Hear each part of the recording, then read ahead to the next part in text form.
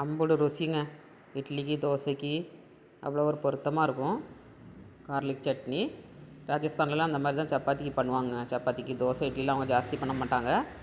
நம்ம தோசை இட்லிக்கு பண்ணி சாப்பிட்டோம்னா அவ்வளோ ஒரு டேஸ்ட்டாக இருக்கும். ட்ரை பண்ணி பாருங்கள். ஹாய் ஃப்ரெண்ட்ஸ், எல்லோரும் எப்படி இருக்கீங்க? நல்லா இருக்கீங்களா? இன்றைக்கி சூப்பராகிட்டு காலையில் பிரேக்ஃபாஸ்ட்க்கு இட்லிக்கு வந்து கார்லி சட்னி பண்ண போகிறாங்க. ராஜஸ்தான் கார்லி சட்னி பண்ண போகிறேன். எப்படி பண்ணுறதுன்னு பார்க்கலாம்.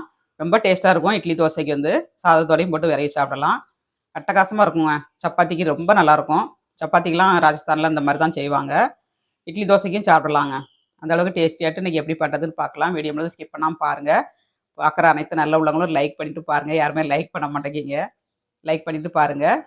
வாங்க வீடியோக்குள்ளே ராஜஸ்தான் கார்லி சட்னி எப்படி பண்ணுறதுன்னு பார்க்கலாம்.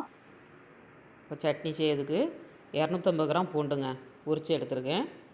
இந்த மாதிரி உரித்து எடுத்துக்கோங்க. உங்களுக்கு எந்த அளவுக்கு சட்னி தேவையோ அந்த அளவுக்கு எடுத்துக்கோங்க. நம்ம ஒரு வாரம் வரைக்கும் ஸ்டோர் பண்ணி வச்சு சாப்பிட்லாங்க. இல்லை வரமிளகா வந்து ஒரு 2 ஸ்பூன் போட்டிருக்கேன். 2 ஸ்பூன் வரமல்லி, அப்புறமா கொஞ்சம் உப்பு போட்டு கொஞ்சம் தண்ணி விட்டு நம்ம திக்கான பதத்துக்கு அரைச்சி எடுத்துக்கணுங்க. இப்போ அரைச்சி எடுத்துக்கலாம் கொஞ்சம் தண்ணி விட்டு. ரொம்ப ஈஸி, ரொம்ப டேஸ்டி. ஆஃபீஸ் போகிறவங்களுக்கு, பேச்சுலர் பசங்களுக்குலாம் அந்த மாதிரி பண்ணி கொடுங்க. கொண்டு போனாங்கன்னா ஸ்டோர் பண்ணி வச்சு சாப்பிட்டு விடுவாங்க. வயிற்றுக்கும் நல்ல இதமாக இருக்கும் பூண்டு சட்னி வந்து.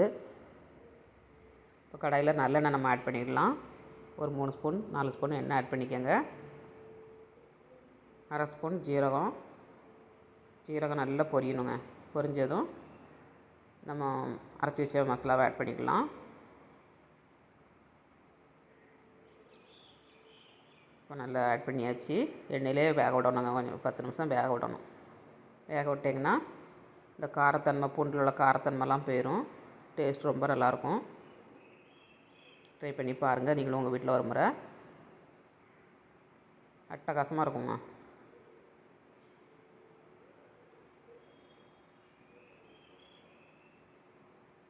எம்மி ராஜஸ்தானி கார்லி சட்னி ரெடிங்க. ஒரு ஸ்பூன் இருந்தால் போகிறோங்க. ஒரு தட்டு இட்லி சாப்பிடலாம். அந்த அளவுக்கு டேஸ்டியாக இருக்கும்.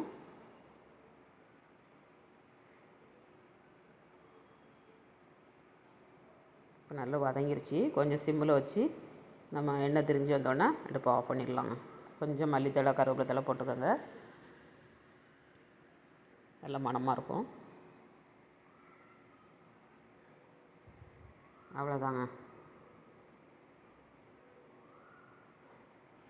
அடுப்பை சிம்மில் வச்சிடலாம். சிம்மில் வச்சு இந்த மாதிரி எண்ணெய் திரிஞ்சு வரணுங்க. எண்ணெய் திரிஞ்சு வந்தோடனே நம்ம அடுப்பை ஆஃப் பண்ணிட வேண்டியதான்.